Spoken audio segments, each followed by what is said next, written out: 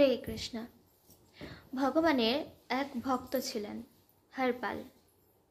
তিনি ভগবানের ভক্তি করতেন, নাম জপ করতেন, ভগবানের চিন্তায় সবসময় মগ্ন থাকতেন। তো তিনি বিবাহ করেননি। তিনি সবসময় চাইতেন যে তেনার মতোই ভাবনাশালী কোনো মেয়ের সাথে তিনি বিবাহ করবেন, অর্থাৎ সেই মেয়েটিই যেন তেনার মতো ভক্তি করেন, নাম জপ করেন, ভগবানের চিন্তা সবসময় করেন।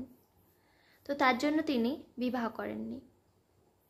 তো তেনার কোনো এক আত্মীয় একদিন এসে হরপালকে বললেন যে তোমার মতোই একটি মেয়ে রয়েছে যে কিনা ভগবানের সবসময় চিন্তা করেন। আবার সেই মেয়েটি বলেছেন যে তাকে যে বিবাহ করবে সে যেন প্রত্যেক দিন 1000 ভক্তকে সেবা দেন, 1000 ভক্তকে প্রসাদ সেবা করান। তো যেহেতু ওই মেয়েটিও হরপালের মতো ভাবনা চিন্তা করত, তো তার জন্য হরপাল ভাবল যে ওই মেয়েটির সাথে বিবাহ করবে। তো ওই মেয়েটির শর্ত অনুযায়ী প্রত্যেক দিন হরপাল 1000 ভক্তকে প্রসাদ সেবা করাতেন। তো কখনো কখনো 1000 থেকে বেশিও হতো। তো প্রত্যেক দিন সেই সেবাটি করাতেন। কিন্তু হরপাল প্রত্যেক দিন সমস্ত ভক্তদের সেবা তো করাতেন, কিন্তু তিনি কোনো কাজকর্ম করতেন না। এতদিন তেনার পূর্বপুরুষের যে সমস্ত ধনসম্পত্তি ছিল সেইগুলো দিয়েই সে সবার প্রসাদের সেবা করতেন। তো এখন এই ধনসম্পত্তিগুলো ফুরিয়ে যাচ্ছে। তো সে তখন মনস্থির করল যে সে এখন ধার দেনা করা হলেও এই সেবাটি চালিয়ে যাবে। তো এখন হরপাল দোকানে দোকানে যায়, সেখান থেকে ধার দেনা করে নিয়ে আসে এবং 1000 বা তার থেকে বেশি ভক্তদের তিনি প্রসাদ সেবা করাতেন। তো এরকম 1-2 বছর চলতে লাগলো। ঠিক তারপরেই সমস্ত দোকানের মালিকরা তার কাছে আসতো যে আমার টাকা দাও, আমার টাকা দাও। তো তখন হরপাল টাকাও দিতে পারতো না। তো এরপর তারাও তাকে ধার দেনা দেওয়া বন্ধ করে দিল। তো তখন হরপাল ভাবলো যে এবার সে চুরি করবে, কিন্তু চুরি করবে তাও কিন্তু সে এই ভক্তদের প্রসাদ সেবা করানোর বন্ধ করবে না। তো তখন সে চুরি করতে লাগলো। প্রত্যেক বাড়ি বাড়ি রাত্রে যেত এবং কোনো বাড়ি থেকে মশলা, কোনো বাড়ি থেকে চিনি, কোনো বাড়ি থেকে চাল চুরি করে নিয়ে আসতো। বেশ কিছুদিন এরকম চলতে লাগলো। আর তখন সবাই বেশ চালাক হয়ে গেল যে কার কিসের প্রয়োজন, যে কেউ টাকা পয়সা না চুরি করে সমস্ত চাল ডাল মশলাপাতি তো চুরি করছে। তো সবাই খুব সজাগ হয়ে গেল।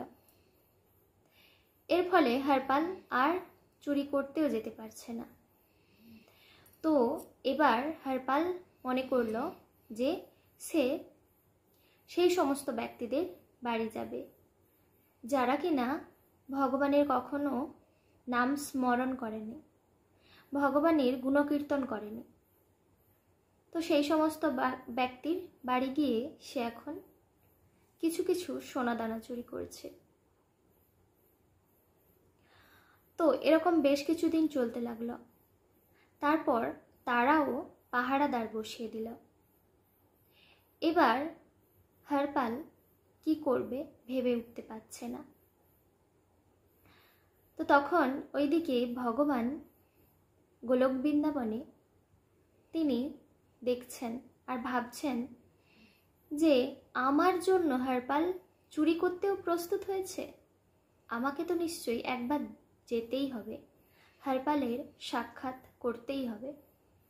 তো তখন ভগবান পাকড়ি পরে, গলায় সোনার চেন পরে, কানে সোনার দুল পরে, হাতে সোনার লাঠি নিয়ে এবং তেনার সমস্ত গা ভর্তি গয়না পরে তিনি প্রস্তুত হয়ে গেছেন হরপালের সাথে দেখা করবে বলে। আর তখন রাধারানীও প্রস্তুত হয়ে গেছেন, তিনিও হরপালের সাথে সাক্ষাৎ করার জন্য ভগবানের সাথে আসবেন। তো এইদিকে হরপাল রাস্তার ওপর বসে বসে ভাবছে যে রাস্তার মধ্য দিয়ে যেই আসবে এখন লুট করবে এবং সে ভক্তদের প্রসাদের ব্যবস্থা করবে। তো হঠাৎ তখনই হরপালের লক্ষ্যে পড়ল একজন স্বামী স্ত্রী আসছে আর তাদের গা ভর্তি গহনা। তো তখন হরপাল মনে করছে যে এদের যদি লুট করা যায় তাহলে হয়তো 10 বছরের আর আমাকে চুরি করতে হবে না এবং আমি ভক্তদের সেবা দিতে পারবো। তো তখন হরপাল গেলেন ওই ব্যক্তির কাছে, গিয়ে বলছে হরে কৃষ্ণ প্রণাম। তো তখন যখনই বলেছে হরে কৃষ্ণ, তখন ওই ব্যক্তি বলছে আরে তুমি থামো, তোমার হরে কৃষ্ণ রাখো। আমি শুনেছি এখানে এক ব্যক্তি রয়েছে যে কিনা লুট করে, আর যারা ভগবানের নাম করে না তাদের লুট করে, আর লুট করে সে নাকি ভক্তদের প্রসাদ সেবা করে। এটা আবার কি ধরনের কথা? চুরি করে আবার ভক্তদের প্রসাদ সেবা করাচ্ছে। আমি তার নামও জানি, তার নাম হরপাল। তো তখন হরপাল বললেন হ্যাঁ ঠিক বলেছেন, একজন রয়েছে এই গ্রামে। তো আপনাকে ওই গ্রামের ভেতর দিয়ে যেতে হবে না, আপনি বরঞ্চ এই বনের মধ্যে দিয়ে যান, আমি আপনাকে এই বনের ভেতর দিয়ে রাস্তা দেখিয়ে দেব, তাহলে কিন্তু আর আপনার কোনো বিপদ হবে না।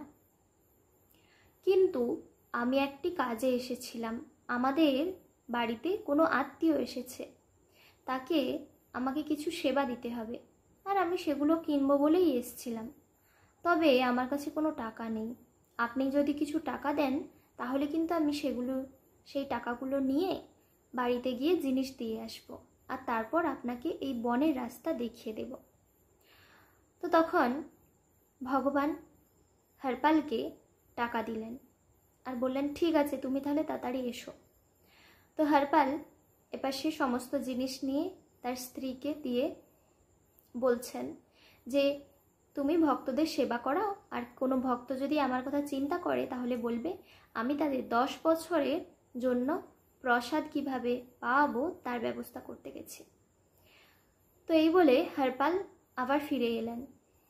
তো এবার হরপাল ভগবানকে এবং রাধারানীকে বনের মধ্যে দিয়ে নিয়ে যাচ্ছে। যখন গভীর জঙ্গলে প্রবেশ করেছে তো তখন হরপাল হাহা হাহা করে উঠেছে এবং তার ঝুলিটি নিচে ফেলেছে এবং বলছে এর ভেতরে সমস্ত গহনা তোমরা ঢোকাও। আমি সেই হরপাল যার কথা তুমি বলছিলে, আমি সবাইকে লুট করি, আমি চুরি করি, হ্যাঁ আমি ভক্তদের সেবা দেই, আর তোমার জন্য তো আমি একটাও সোনা গহনা ছাড়বো না, তোমার সমস্ত শরীরের সমস্ত সোনা গহনাই আমি নেব, কারণ আমি যখন প্রথমে হরে কৃষ্ণ বলেছি তুমি চিৎকার করে উঠেছিলে, আমাকে তাই সমস্ত সোনা গহনা তোমার দিয়ে দাও, আর এই যে তোমার স্ত্রী রয়েছে তারও সমস্ত সোনা গহনা তুমি এর ভেতরে দিয়ে দাও। তো তখন হরপালকে দেখে ভগবান ভয়ে থরথর করে কাঁপছে, আর এইদিকে রাধারানীকে ঠেলা দিচ্ছে যে তুমিও কাঁপো, তুমিও কাঁপো। তো ভগবান 2 হাত জোড়ো করে থরথর করে এখন কাঁপছে। আর তখনই হরপালের লক্ষ্যে পড়ল যে এখনো ওই ব্যক্তির হাতে একটি আংটি রয়েছে। তখন বলছে আপনি ওই আংটিটাও খুলে দিন। তখন ভগবান বলছে যে এই আংটিটা আমার ছোট্টবেলার আংটি, এটা তো এখন হাত থেকেও বেরায় না, কি করে আমি বের করব। তো তখন হরপাল বলছে যে তাহলে এই আঙুলটাই কেটে ফেলো, কিন্তু তোমার শরীরে যেন না একটাও সোনা থাকে, কারণ তুমি ভগবানকে কখনোই স্মরণ করো না, তাই তোমার কাছে আমি তো একটাও গহনা রাখবো না। আর এই আংটিটা দিয়ে আমার অনেক দিনের ভক্তদের প্রসাদ দেওয়া হবে। তো তাই একটাও তোমার কাছে আমি সোনার গহনা রাখবো না, দাও আমাকে। তো তখন ভগবান বলছে যে এই আংটিটা তো আমার বেরোয় না। তো হরপাল বলল যে তাহলে এই আঙুলটাই কেটে ফেলো। তো এবার হরপাল ভগবানের আঙুল কাটার জন্য প্রস্তুত। আঙুলটা কাটতেই যাবে, তখন ভগবান তেনার রূপে এলেন এবং রাধারানীও তেনার রূপে এলেন। তো এটি দেখার পর হরপাল খুব লজ্জিত হলেন আর বলতে লাগলেন, হে ভগবান, আমি কতটাই পাপ করেছি যে তোমার রূপটাও বুঝতে পারিনি। আমি তোমার আঙুল কাটতে চেয়েছিলাম, আমাকে দয়া করে ক্ষমা করো। তবে আমি ক্ষমারও যোগ্য নয়, আমি এতটাই ভুল করেছি। তো তখন ভগবান বললেন যে না, তুমি ভুল করনি। তুমি তো এই সমস্ত ধনসম্পত্তি নিয়ে কখনোই নিজের মনে করনি বা নিজের সেবাতেও লাগাওনি। তুমি কেবলমাত্র সমস্ত ভক্তদের প্রসাদ দিয়েছ। তুমি কখনোই এই সমস্ত ধনসম্পত্তি নিজের কাজেই লাগাওনি। তাই তুমি কখনোই কোনো অপরাধও করনি।